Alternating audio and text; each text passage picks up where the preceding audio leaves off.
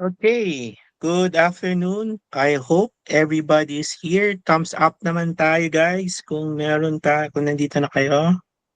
So today we're going to have some information regarding your activity for today. So we're going to focus on the both ano no, both we're going to focus muna sa solar flare events. Okay, so what I want you to um, um, appreciate is yung two um, sources of data that we use to monitor and observe solar flares.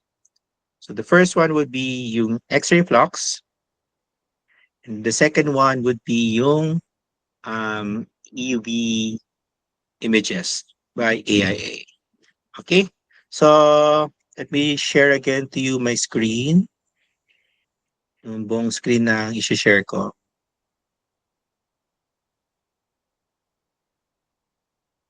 Okay. So let me just first go to, I don't know if you're aware do sa aking website. So my personal website is makaladad.e.bibli.com. So sa opening page niya, I've already provided, this is my personal webpage. Oh. I usually use this for quick view of my space weather events. Okay, so for my own monitoring lang for personal use. But you can also, I also provided here a complete list of my researches, yung mga articles ko, published in Scopus and ISI, pati yung mga conference papers ko na published din sa Scopus. You can actually search, no? So most of these are actually related to space weather. Okay? So, just to give an idea, ito yung aking usually quick view ko 'to, okay? So, you already know what sunspots are, you already know yung UV images, and you already know yung coronagraphs. Okay? So, so as you notice, these are actually essential for quick monitoring. In fact, if you're going to um, look at this, you can actually observe yung sunspots already. These are actually quick look ng HMI around this time, no? This is it's already 17:14 UTC, October 4. So the 6:41 UTC, October 4. So you have several sunspots here. So may sunspot group ka dito, may sunspot group ka dito. Then you already know how to identify them. And then yung ating monitor na 313 angstrom data for monitoring ng solar flares ay on the left side, right side, merong real-time graph ng solar X-ray flux. Okay, and then sa baba, you have your CMEs. So this is a coronagraph. So you will notice that for the past 5 days, you can actually observe corona CME dito sa lower left part and lower right part. And then may mga ayan oh, kita niyo, September 30. And then meron din ulit at October 1. And then meron ulit at what, yun, at October 3 before the observation ends. Okay. And then this is the solar wind model ng European Space Agency. So meron this is a up-to-date model na pinapakita. So you can actually see CMEs here and CMEs here. So maraming CMEs everywhere, but most of them are not Earth-directed. Okay. Now, for your assignment, so what I want you to do is two things. Number one is you're going to look for solar flares. Okay? So one quick way to look at solar flares, of course, is by looking at the X-ray flux data ng GO satellite. Okay? So your first task is to look for this. I'm going to there are several there are several there are several sources of data. So let's do the basic first though. I'm going to instruct you to go to this German site.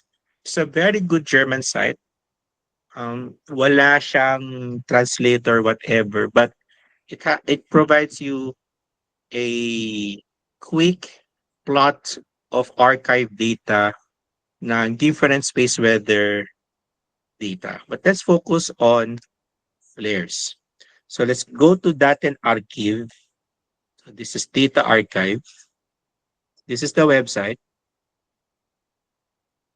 Okay, sige, lagay ko yung website sa chat para saan ba ang chat?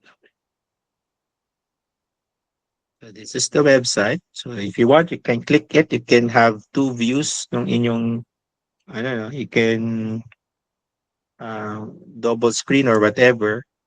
So go to Daten Archive and then go to Ghost X-ray Flux Archive.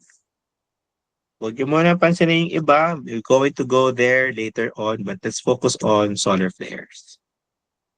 Okay? So this is the latest solar flare data. Okay, so what you can do is actually can change. Okay? Um, Remember yung first assignment natin, no? I asked you to look at your birth dates and then look at the sun, right? And then identify solar sunspots. Of course, kung yung year na na-identify sa inyo is walang sunspot, that's okay. Okay? But what I want you to do is for all those dates, okay, I want you to look at the month. Yung X-ray flux archive for Go satellites for that specific month. So for example, March of 2023. Okay. So let's choose 2023 and start with March 1. This is Von, that means start. And then let's start at um, 12:00 a.m. So that's 12:00 UT. Okay. Okay. And then until, don't mind to kasi 1 month naman tayo, mag-adjust naman tayo. So 2023, March 31. Then you will end at 11:59 p.m. So this is it. So this is your whole month. Okay? So this is your whole month. So you will see there are some solar flares that happen. In fact, there are two flares that are X class. Okay? So I just want you to look at the strongest five. Okay? Ano ibig sabihin strongest five solar flares? Of course, this one is an X class flare. So you can actually go to this date. This is March 4. So pwede mo tong i-adjust to March 4. Ito siya. Okay? Nakikita nyo ba? Okay. And then this is March 3, around 14. So you can go there also. March 3, ito siya. Wag mo intindihin to kasi it's a data issue. This one. Then you can actually um, change the time. 12 a.m. until makita nyo yung approximate time niya. So this is 13:14. So this is 2 p.m. Okay. Then this is March 3, 8 p.m. So this is, palitan natin ito na March 3 at 8 p.m.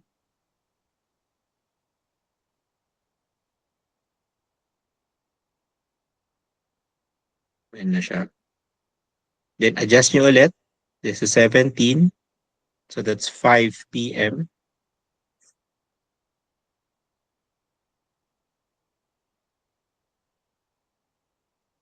Then adjust nyo ulit. 6:30. 6:30. Yan na. So ma-estimate nyo kung anong oras siya. Okay? So adjust nyo siya ng i-adjust. This is 17:40. Then, so that's about, kahit estimate lang, no? You don't need to be precise too much. Sorry.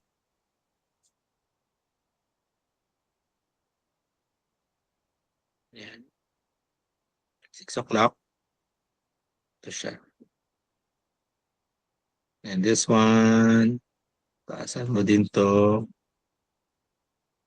So that's about 17:52, 17:53. Okay, you don't have to be, ano muna to, you don't have to be exact in terms of time. Just estimate lang, no? So this is about 17:50, 17:52. Okay, so this is at X class flare. So how do you know yung magnitude based on the graph? Okay, so this is 1 times 10 to the -4. So this line is 2, 3, 4, 5, 6, 7, 8, 9. And then this is 1 times 10 to the -3. Nakikita nyo ba? So this is 1 times 10 to 1 times 10 to the -4, 2 times 10 to the -4, 3, 4, 5, 6, 7, 8, 9, and then tatalo ka na sa 1 times 10 to the -3. Okay? So estimate nyo lang to the nearest value. So as you will notice here, yung peak X-ray nito, yung red, is at 2.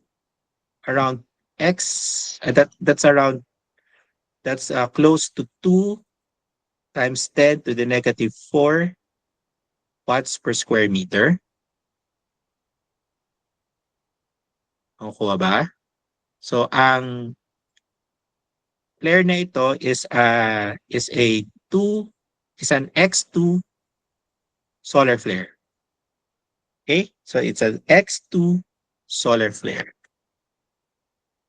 Does that make sense?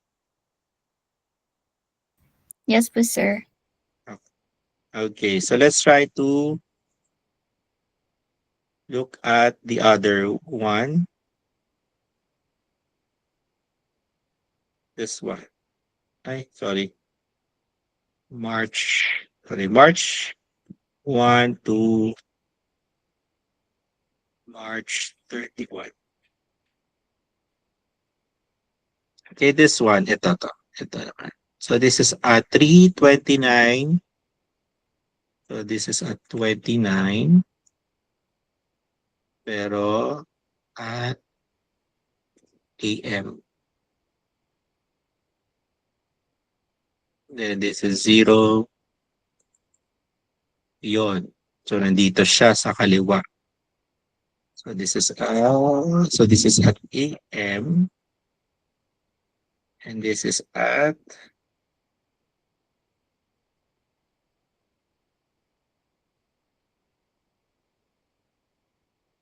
pero this is March 29.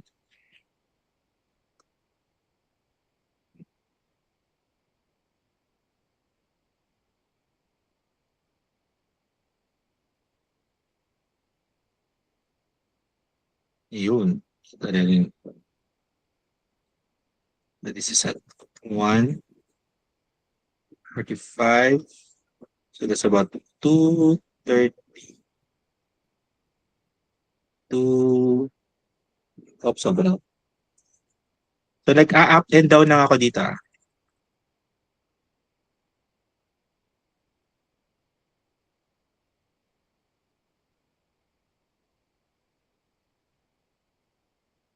Ayan. This is at 2, 45.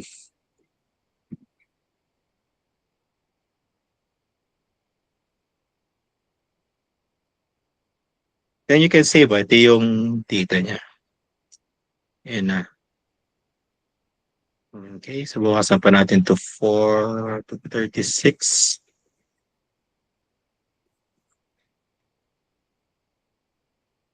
Ayan. So that's about 33, 233.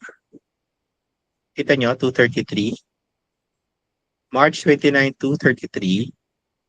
This one is about, that's an X1 class flare.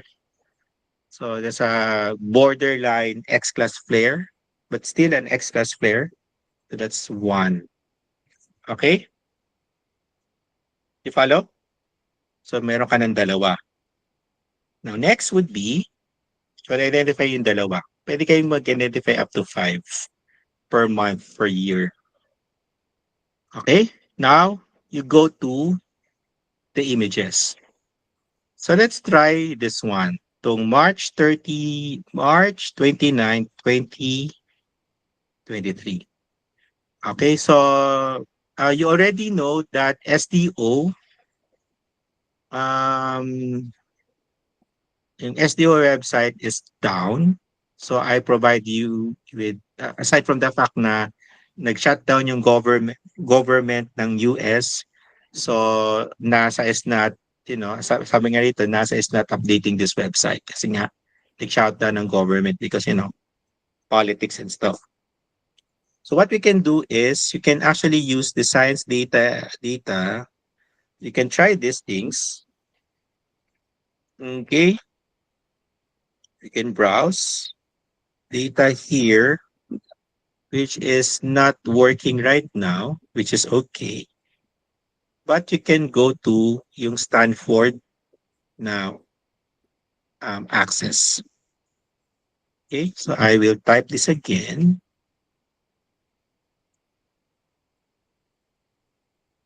Okay, and then let's look for the data.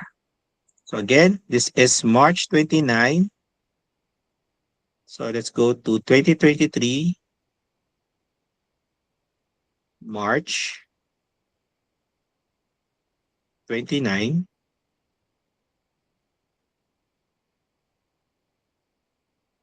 Okay, and then let's look for 131.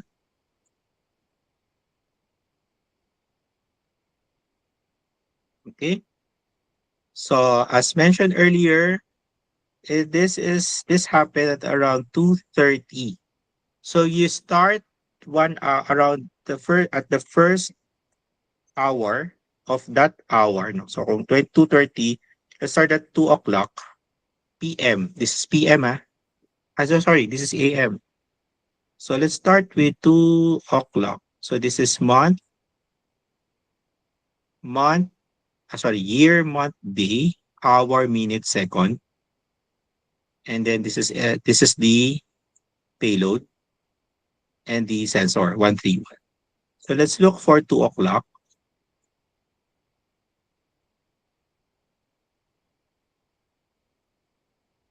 It's 2 o'clock. AIA. So this one.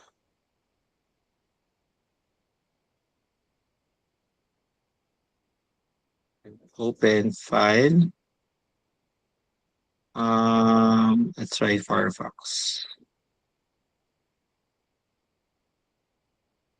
Hindi siya makapag-open ng JP2. So, hanap kayo na pang-open na JP2. Paano mag-open ng JP2? Okay, so nag-download na ba? So I will open this and then try to open it with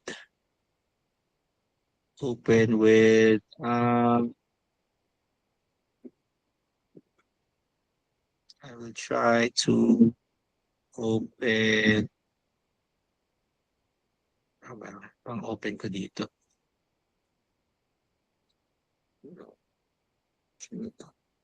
Okay.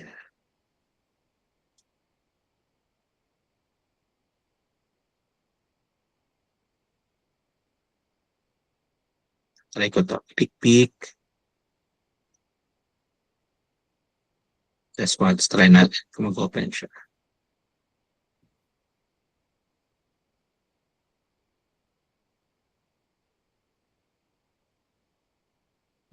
Let's wait.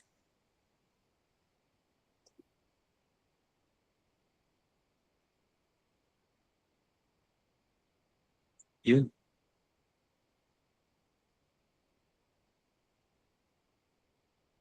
So, di siya colorized. That's fine. Ito na siya. Okay. So, ang gagawin nyo is you're going to look for that flare. So, sabi ko dito, it's around 2:33. So, we're going to look for that date and time. Okay, so 2:33. So, let's look for 2:33. 2:33. And then, let's open it with my pick. Medyo slow lang siya kasi medyo malaki yung data niya. Ano siya? Okay, so this is 4K image, 4K. 4096 by 4000. This one. That's it. That's it, pansit. That's one. Okay? So nakita nyo na siya. So anong gusto kong makita nyo? Okay? From here, you can actually see where the flare is. Okay? So pwede nyong gawin is pag na-identify ng X-class flare, you're going to have a series of images, something like this. Pwede nyo siyang gawin every 10 minutes. From the start of the flare, 30 minutes before and 30 minutes after. So that's 1 full hour. Am I making sense? So 1 full hour around that time na nag-flare siya. Focus on that specific region. Okay? You follow?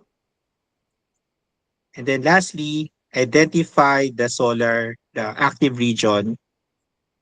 Okay? Identify the active region based on the first, based on their first assignment, yung identifying solar flare, as well as identifying yung inyong, yung kanyang magnetic classification. Okay? Questions po? Am I making sense? Hello po, sir. Good afternoon. Yes, Alvia.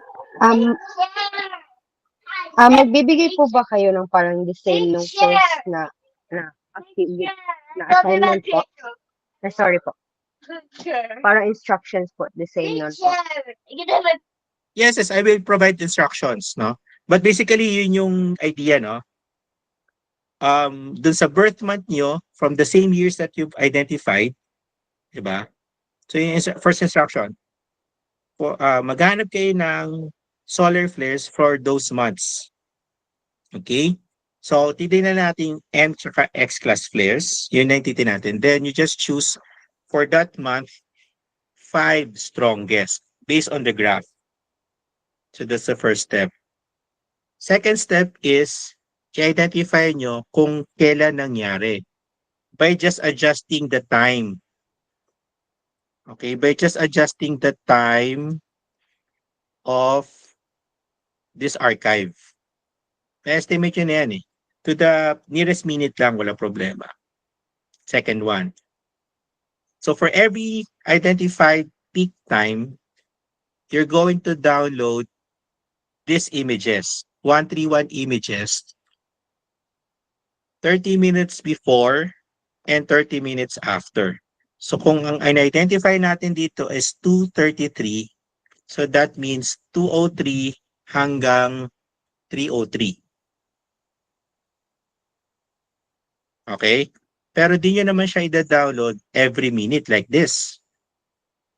Kasi ito almost every minute, less than a minute. So every 30 seconds lang, every 10 minutes.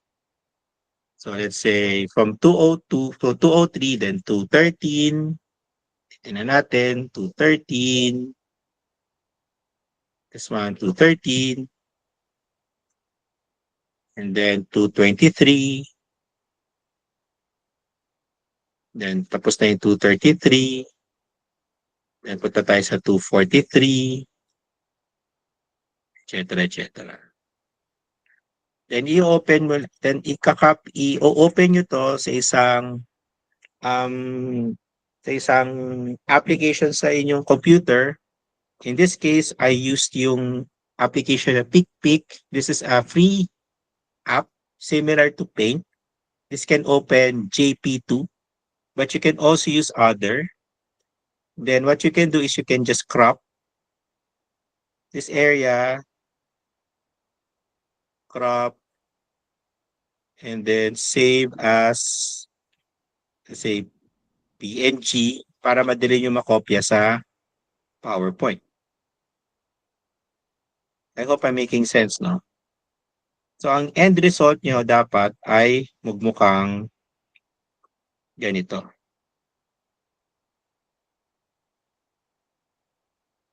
Ganito. Of course, this is colorized already. Okay? Now, pag nakita nyo na siya, 30 minutes before and 30 minutes after, makikita ngayon ano itsura nyo pag nag-evolve siya. Of course, you can add more. Let's say every 5 minutes, that's fine as well if you want more detail, but it's not required. Okay? And then lastly, using your activity number 1, identify anong active region at saka magnetic classification nung pinagmulan ng flare na to.